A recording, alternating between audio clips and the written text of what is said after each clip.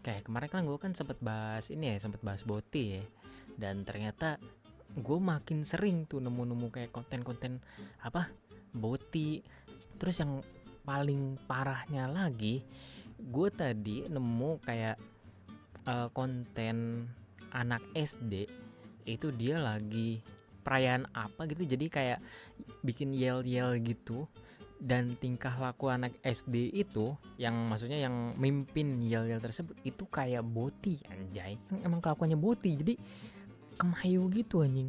Gue tuh jujur aja makin heran aja sama zaman sekarang. Gini-gini, ini tuh antara memang zamannya udah yang lebih modern, tapi kalau menurut gue modernisasi itu nggak harus ini boti nggak sih. Jadi kayak ya lu modern aja anjing, kagak usah ini boti anjing. Atau emang orang-orang itu jadi makin terbuka karena perkembangan zaman ini cuy. Gue ada satu hal yang miss aja di situ tuh, antara zaman modern menuju ke modernisasi yang lebih, sehingga orang-orang itu menerima perbedaan, atau mungkin penyimpangan gitu.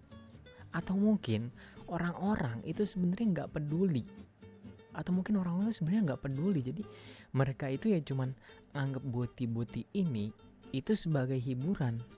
Itu dugaan gue yang kedua ya. Tapi kalau dugaan gue yang kedua ini gue nggak terlalu yakin, karena kalau emang orang itu nggak peduli sama boti, kenapa boti itu terus di embrace? Kayak kemarin gue ngomong, boti itu selalu di embrace. Jadi memang boti itu unik. Orang yang cowok yang kemayu itu kadang gue pribadi juga ya itu ngeliatnya kayak unik banget gitu. Jadi kayak lucu gitu loh. Atau mungkin gara-gara itu jadi orang itu ya gampang menerima tanpa tahu konsekuensinya di kemudian hari. Apa sih konsekuensinya? Jadi konsekuensinya kayak misal anak yang lihat konten-konten boti, terus anaknya jadi boti lagi, terus pertumbuhan boti malah makin banyak. Tapi sumpah ya, lu harus bisa bedain mana boti, mana fanboy. Mungkin ya. Kalau orang ngelihat gua, mungkin mereka bakal ngira kalau gue itu fanboy. Ya karena ya fanboy dalam artian kan feminine boy, oke? Cowok yang seperti cewek, oke? Dan mungkin gue termasuk salah satunya, walaupun gue nggak berpakaian seperti cewek juga gitu loh. Tapi kalau boti ini, itu kan dia udah bener-bener kelakuannya udah mengarah ke mengarah ke pelangi gitu loh. Kalau fanboy itu kan ada fanboy yang straight fanboy, ada yang memang fanboy itu dia bener-bener suka sesama jenis gitu loh. Jadi ada yang straight, ada yang fanboy straight, ada yang fanboy beneran boti. Nah, kalau fanboy yang hanya sekedar fanboy, kayak cuman dia suka pakai pakaian cewek mungkin, atau mungkin dia punya pacar cewek, terus si pasangan cowoknya itu kelihatan lebih feminin, terus biasanya kan si pacar cewek itu kan suka ngedandanin si cowoknya. Nah, entah mungkin dia cuman gitu, gue masih terima sumpah kalau fanboy yang gitu. Cuman kalau boti ini yang gue tuh kayak what the hell, maksud gue tuh gini loh.